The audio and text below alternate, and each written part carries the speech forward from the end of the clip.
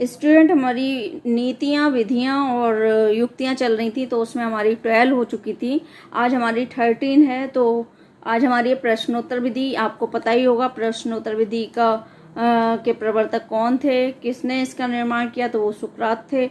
आप लोग मेरे पुराने वीडियोस भी देख सकते हैं, तो उनमें मैंने बताया हुआ है, पूरा एक्सप्लेन किया हुआ है कि कौन सी विधि किसकी है और कैसे इनका निर्माण हुआ।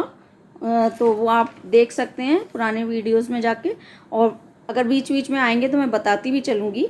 और देखते हैं आगे, चलिए देखते हैं इसमें प्रश्नोत्तर विधि, इसके बारे में। प्रश्नोत्तर विधि, जैसा कि नाम से ही पता चल रहा है, प्रश्नोत्तर नीति, तो नाम से ही पता चल रहा है कि इसमें प्रश्नों के द्वारा इस विधि का यूज होता होगा। तो देखते हैं इसमें क्या है। प्रश्नोत्तर शिक्षण नीति सुकरात के समय से चली आने वाली एक प्राचीन पद्धति है, इसीलिए इस नीति को सुकराती विधि भी कहा जाता है। देखिए, इसका दूसरा नाम सुकराती विधि है, क्योंकि यह सुकरात के टाइम से ये चली आ रही है। सुकरात के अनुसार प्रश्नोत्तर प्रणाली के 3 प्रमुख सोपान होते थे। प्रश्नोत्तर विधि का प्रयोग किसने किया है? सुकरात ने। ध्यान रखिएगा, है ना। सुकरात के अनुसार प्रश्नोत्तर प्रणाली के 3 प्रमुख सोपान होते थे। प्रश्नों को व्यवस्थित रूप से निर्मित करना, उन्हें समुचित रूप से छात्रों के सामने रखना ताकि नए ज्ञान के लिए उनमें उत्सुकता जागृत हो सके, तथा तीसरा था छात्रों के माध्यम से उनमें संबंध स्थापित करते हुए नवीन ज्ञान देना। इसमें निम्न, मध्यम तथा उच्च स्तर के प्रश्न आवश्यकता अनुसार प्रयोग किए जाते थे। प्रश्नों को हम अग्रांकित प्रकार से भी वर्गीकृत कर सकते हैं। इसमें 3 वर्गों में प्रश्न विभाजित किए हुए थे, निम्न, मध्यम तथा उच्च। 3 स्तर के प्रश्न इसमें होते थे। चलिए आगे देखते हैं। देखिए, इस तरह से इन्होंने चार्ट बनाया हुआ है प्रश्नोत्तर नीति, और प्रश्नोत्तर नीति दो भागों में विभाजित कर रखी थी, औपचारिक प्रश्नोत्तर नीति और सामान्य प्रश्नोत्तर नीति।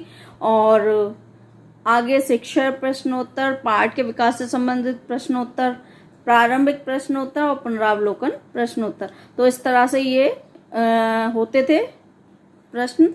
और इसकी विशेषता क्या थी वो देख लेते हैं जल्दी जल्दी। आप इस चार्ट को अच्छे से देख लीजिएगा, समझ लीजिएगा, तो आपकी ये नीति भी समझ में आ जाएगी। बाकी इसमें कुछ ऐसा नहीं है, सब जानते ही होंगे इसके बारे में। चलिए देखते हैं। वैसे भी एग्जाम जब होता है तो आपने भी देखा होगा कि 3 टाइप्स के क्वेश्चन दिए होते हैं। कुछ बहुत इजी होते हैं, कुछ थोड़े से टफ होते हैं, और कुछ बहुत ज़्यादा टफ होते हैं। तो वो इसलिए होते हैं कि जिससे कि जो हमारी क्लास में जो स्टूडेंट्स होते हैं, सबको ध्यान में रख के, सबकी क्षमता को ध्यान में रख के वो एग्ज़ाम का जो पेपर होता है वो तैयार किया जाता है, जिससे जो कम नॉलेज वाले बच्चे होते हैं, या अगर जिनकी क्षमता कम होती है, तो उनके हिसाब से क्वेश्चन होते हैं, कुछ नॉर्मल बच्चों के हिसाब से, और कुछ प्रतिभाशाली बालकों के हिसाब से होते हैं। तो उसी तरह से 3 तरह के क्वेश्चन उसमें होते हैं। तो ये वही चीज़ यहाँ पे बताई गई है। चलिए आगे देखते हैं। बाकी ज़्यादा समझाने लायक है नहीं, चलिए देखते हैं जल्दी से इसकी विशेषताएं। प्रश्नोत्तर विधि के समय छात्र सक्रिय हो जाते हैं, उनमें नए ज्ञान के प्रति उत्सुकता जागृत होती है। ये तो है ही, जब हम बच्चों से क्लास में क्वेश्चन पुटअप करते हैं तो फिर बच्चे सक्रिय हो जाते हैं कि पता नहीं कब किस बच्चे से क्वेश्चन पूछ लिया जाए, तो वो सक्रिय दिखाई देते हैं और उनमें नए ज्ञान के प्रति उत्सुकता जागृत हो जाती है। यह मनोवैज्ञानिक सिद्धांतों पर आधारित है, प्रशिक्षण संस्थाओं और छोटे बच्चों के लिए उपयोगी है। छात्रों का विचार तथा चिंतन करने की शक्ति में विकास होता है, पाठ के विकास में सहायता देते हैं। पाठ के पुनरावलोकन तथा प्रत्यास्मरण में सहायक है। छात्रों की विशिष्ट समस्याओं तथा कठिनाइयों का प्रश्नोत्तर के माध्यम से ज्ञान प्राप्त किया जा सकता है। छात्रों के ज्ञान के मूल्यांकन करने में उपयोगी है। ये समझ में आ गई होंगी विशेषताएं। इनमें समझाना मुझे नहीं लगता कि समझाना जरूरी है, समझ में आ ही गई होंगी। चलिए आगे देखते हैं इसकी सीमाएं क्या हैं, क्योंकि जहाँ विशेषताएं होती हैं वहाँ कुछ कमियां भी होती हैं। तो इसकी सीमाएं देख लेते हैं जल्दी जल्दी। सीमाएं, कभी कभी यह विधि यांत्रिक हो जाती है और नीरसता ले आती है। प्रश्नोत्तर विधि का सही उपयोग के लिए विशेष प्रशिक्षण आवश्यक है। अच्छे और सही प्रश्नों का निर्माण करना एक कला है जिसमें सभी पारंगत नहीं होते। यह स्वयं में संपूर्ण नहीं है, वरन नीतियों का सहारा लेना पड़ता है, जैसे व्याख्यान नीति आदि। उच्च कक्षाओं के लिए इसका प्रयोग अधिक उपयोगी नहीं है। सुझाव, इसके लिए सुझाव दिए गए हैं कुछ, वो देख लेते हैं जल्दी से। प्रश्न संक्षिप्त तथा स्पष्ट एवं सही संरचना वाले होने चाहिए। प्रश्नों में परस्पर संबंध होना चाहिए। कक्षा के छात्रों के स्तर तथा पाठ्य वस्तु की प्रकृति पर ध्यान देते हुए प्रश्नों का निर्माण करना चाहिए। प्रश्नों की भाषा सरल होनी चाहिए। देखिए, प्रश्न ऐसे होने चाहिए जो कि एकदम स्पष्ट हो कि उसमें हम क्या पूछ रहे हैं, और ऐसे होने चाहिए जिससे हमारे आगे के क्वेश्चन, आगे के आंसर निकलते चले आए, कनेक्ट करते हुए। ऐसे नहीं हो कि हमने क्वेश्चन पूछ लिया और हमारा जो टॉपिक है वही नहीं निकल के आ पा रहा, तो हमें उसी हिसाब से क्वेश्चन तैयार करने चाहिए। उनकी भाषा सरल होनी चाहिए, है ना। प्रश्नों को सही ढंग से स्पष्ट आवाज में तथा पूरे वाक्यों से प्रस्तुत करना चाहिए।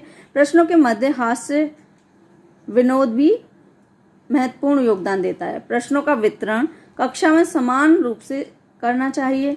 यस, नो या सजेस्टिव टाइप प्रश्नों का प्रयोग जहां तक ना किया जाए अच्छा है।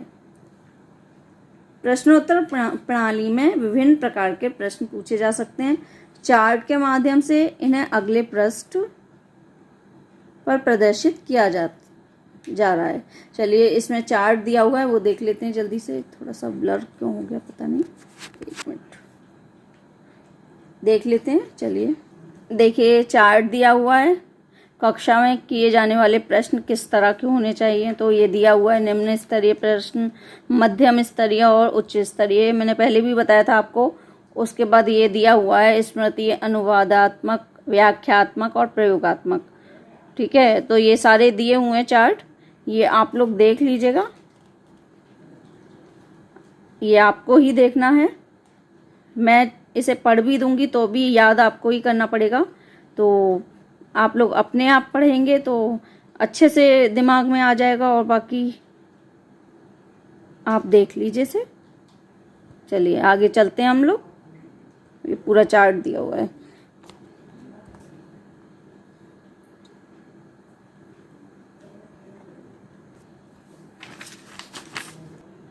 तो ये थी हमारी प्रश्नोत्तर नीति, और इसके बाद हम अगली देखेंगे कौन सी है। आप लोग अच्छे से इसे देख लीजिए, और इसमें समझने वाली चीज़ें हैं, बाकी कुछ भी ऐसा नहीं है। प्रश्नोत्तर नीति के बारे में आप लोग जानते ही होंगे, और बस इसमें ये याद कर लीजिएगा कि ये किसकी है।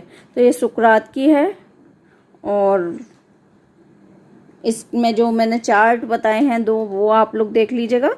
बाकी और कुछ ऐसा नहीं है जो आपको समझना है या बहुत कठिन चीज़ें, ऐसा कुछ नहीं है। बस वो दो चार्ट समझ लीजिएगा, बाकी कोई दिक्कत नहीं है।